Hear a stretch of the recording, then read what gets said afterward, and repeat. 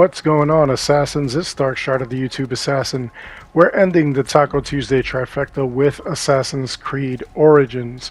Now, we have two gods as usual, and the first god is going to be our normal mode god. It's going to be none other than Anubis.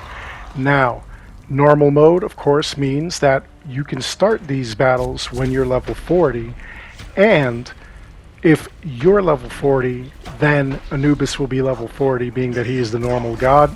And if you are anywhere from 40 all the way to 55, he will match you level for level. So that is exactly what we're dealing with right now. He will have these minions come out at around 75, 50, and 25% health. However, at 25% health, he'll have a bunch of jackals come out. That's when you know that you're almost done with this fight. And the fight really isn't that bad. As you can see, we're already almost halfway through, and we just have to worry about certain hazards that he's got, such as those jackals that he's got that are on fire that come out. Those are the worst of it. Those take the most damage. You may want to try to avoid them or dodge, stop shooting your bow. And a couple of times I've actually had it where I go to shoot at the bubble on Anubis's chest, and of course one of those dogs gets in the way, so you may want to avoid that. He also has those bone cages, and when he puts those bone cages up, another favorite of his is to put up one of those little swirling things of chaos that kind of spread and try to damage you and whatnot. Another thing he's got going on for him is, of course, that wall of like smoke that just blasts through, and you definitely want to be careful with that. Those things will actually affect his minions, so the minions, it's okay if they actually take the brunt of that. That's not a problem. It weakens them or sometimes outright kills them. Now, as you can see, I don't have this bubble popping. Why? Because I missed this jackal over here. You can see that they're actually tethered to him, and if you miss one, then what's going to happen is that that bubble will not reappear until after you get a hold of that one. So I think that that was just a pretty awesome example that happened. And as you can see, I shot the dog in the face rather than shooting Anubis in the chest. So these are things that you kind of have to worry about or try to figure out whenever you're battling them. But as you can see, we got him anyway. Really not that hard. When he gets down to about 10%, that's when you'll see him start giving up the fight, and you will have won. Now at this point, you will get 1,000 XP, 250 drachma, and you will gain a piece of the god gear.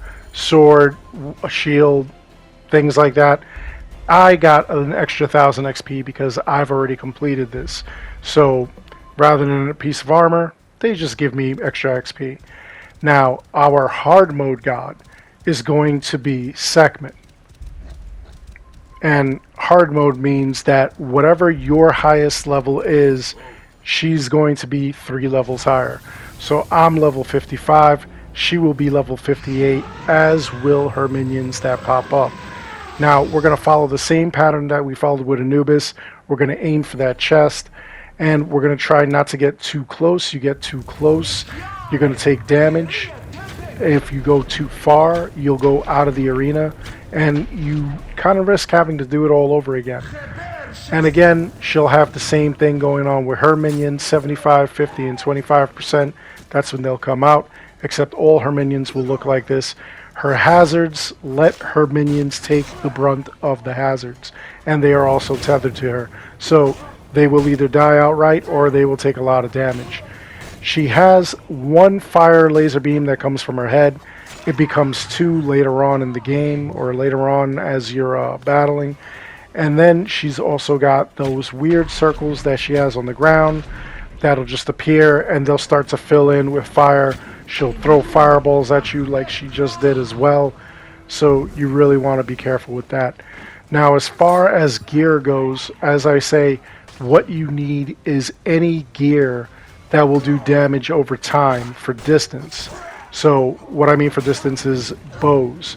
You want to get a bow that, the bow that I have will do damage on hit or health on hit. So every time I hit her with an arrow, I'm taking damage. or I'm taking health, she's taking damage.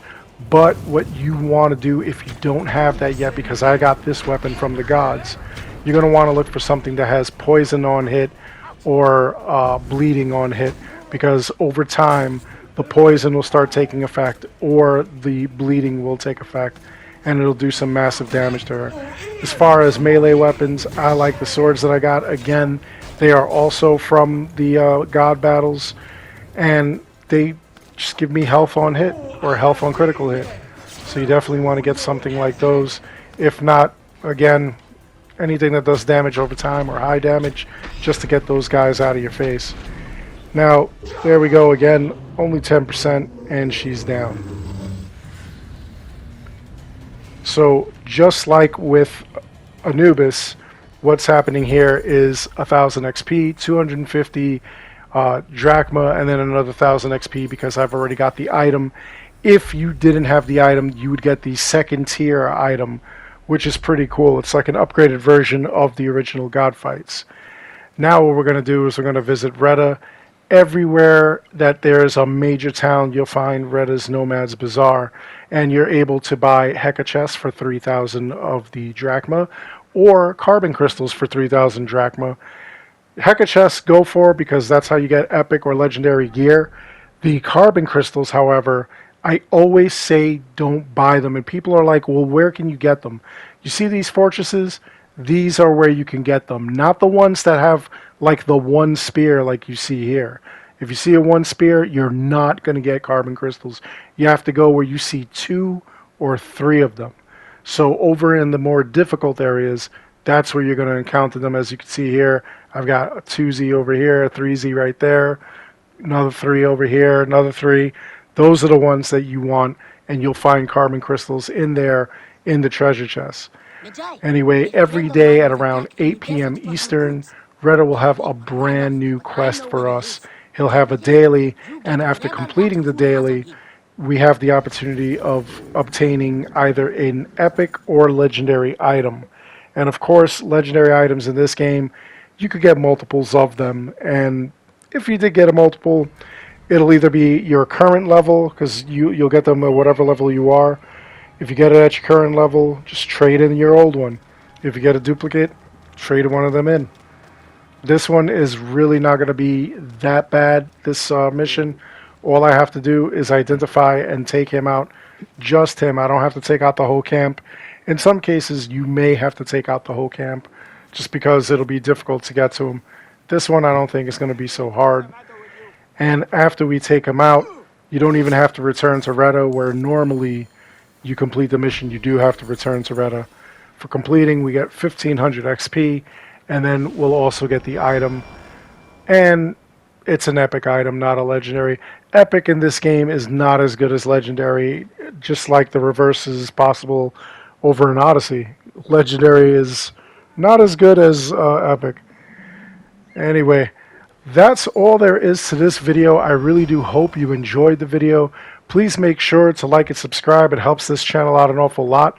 As always, I want to thank each and every one of you for watching. Until next time, take care, be good, stay safe, take care of each other. I'll see you all in the next one. And you know that we're definitely going to end this one on a ya yeet, as per our usual.